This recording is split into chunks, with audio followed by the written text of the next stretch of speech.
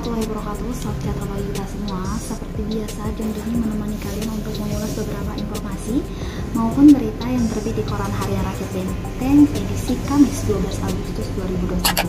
Nah, ada apa ya di Benteng hari ini? Tapi seperti biasa, sebelum kita lanjut, jangan lupa untuk di like, share ke semua media sosial yang kalian punya, dan subscribe yang belum subscribe. Di berita utama hari ini, alhamdulillahnya perangkat desa akhirnya gajian. Dari Karangtinggi, penantian pemerintah desa Sebengkulu Tengah akhirnya berujung H-1 libur tahun baru 1 Muharram atau persisnya sore Selasa 10 Agustus. Pemerintah Kabupaten Bengkulu Tengah melalui Badan Keuangan Daerah telah merampungkan proses administrasi keuangan yang sudah mencairkan alokasi dana desa. Nah, sesuai pengajuan 141 desa kecuali Desa Temiang. Teknis penyaluran langsung ke rekening masing-masing desa oleh pihak bank, dalam hal ini Bank Bengkulu. Nah, adapun total ADD yang dicairkan pada triwulan 2 ini sebesar 12.819.971,2 sen. Kepala Cabang Bank Bengkulu Karangtinggi Herman Syafri SE mengatakan jika ADD sedang dalam proses transfer ke rekening desa, dimintai komentarnya terkait sudah cairnya ADD. Bayi Haki Kades Kertapati Mudik merasa bersyukur, nah mengingat di dalam ADD tersebut ada gaji Kades, perangkatnya, BPD, secara selain juga untuk memenuhi kebutuhan operasional pemerintah desa. Senada Kades Sidoarjo dan Praktikno juga lega dengan disalurkannya ADD ke desa. Nah, seiring semakin besarnya tanggung jawab dan mobilitas Kades serta jajaran di masa pandemi, dibutuhkan operasional terkhususnya gaji. Dari masalah gaji, kita ke berita masalah kriminal. Diduga pelaku penggelapan warga Linggargaling di Bekuk. Dari Talang 4, BA berusia 50 tahun, warga desa Linggargaling, Kecamatan Pondok Lubang, dibekuk Satreskrim Polsek Talang 4 Polres Bengkulu Tengah. Ia diduga melakukan penggelapan mobil jenis pickup L300 milik Parino 45 tahun yang tak lain merupakan tetangganya. Nah, akibat perbuatannya, BA saat ini mendekam di balik jeruji di Mapolsek Talang 4 untuk menjalani pemeriksaan lebih lanjut. Data yang berhasil dihimpun pada Juni lalu, pelaku menyewa mobil milik korban senilai 3 juta rupiah dalam tempo 1 bulan. Tidak hanya itu, pelaku juga menawarkan jasa untuk pembayaran pajak milik korban. Korban yang termakan bujuk rayu lantas menyerahkan BPKB dan STNK kepada pelaku. Nah, kemudian pada Selasa 6 Juli, korban mendatangi rumah pelaku untuk menagih jasa sewa dan menanyakan pembayaran pajak kendaraan. Namun ketika tiba di rumah pelaku, nah, korban ini mendapati rumah dalam keadaan kosong.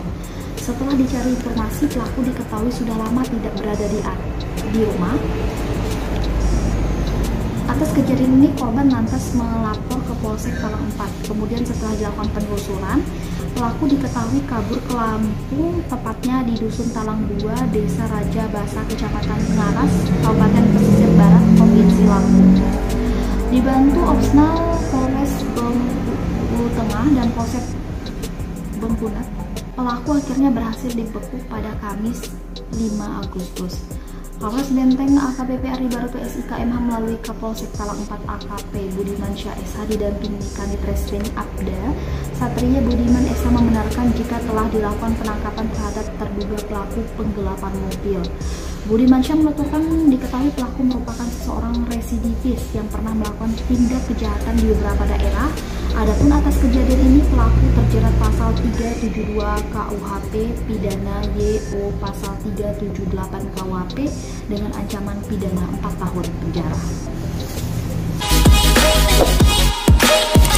Dari halaman utama, kita ke halaman liputan 11. Pengurus masjid bagikan sembako ke warga.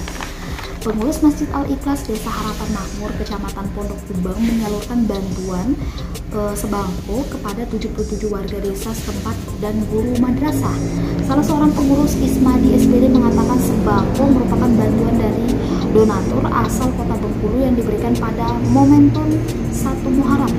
Adapun sembako yang dibagikan yaitu beras 5 kilo, minyak sayur 2 kilo, 1 kaleng susu, dan telur 1 karpet. Ismadi menambahkan hal yang mendorong para donatur ini memberikan bantuan lantaran sering berkomunikasi mengenai progres pembangunan masjid dan upaya pembangunan pondok Al-Quran untuk masyarakat.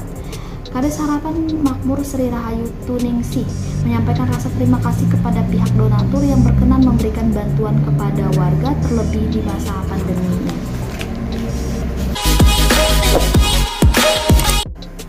Selanjutnya ada 9 pasien cash disiapkan untuk penyuntikan vaksin Moderna.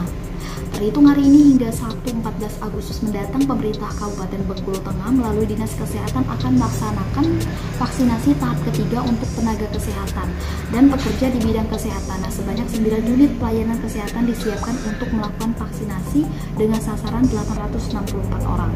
Kadiskes Benteng LNS Gusti Miniarti SKPMA melalui kasih imunisasi dan superlens bidang pencegahan dan pengendalian penyakit Nurul Fajri SK mengatakan vaksin tahap 3 untuk nakes ini dilaksanakan selama 3 hari dari tanggal 12 Agustus hingga 14 Agustus mendatang.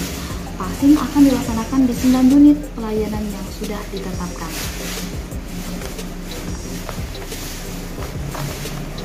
Dijelaskan dulu, tenaga kesehatan yang akan disuntik nantinya adalah tenaga kesehatan yang sudah divaksin hingga tahap kedua. Ia menambahkan vaksin yang diberikan juga tidak dianjurkan kepada nakes yang telah terkonfirmasi COVID-19.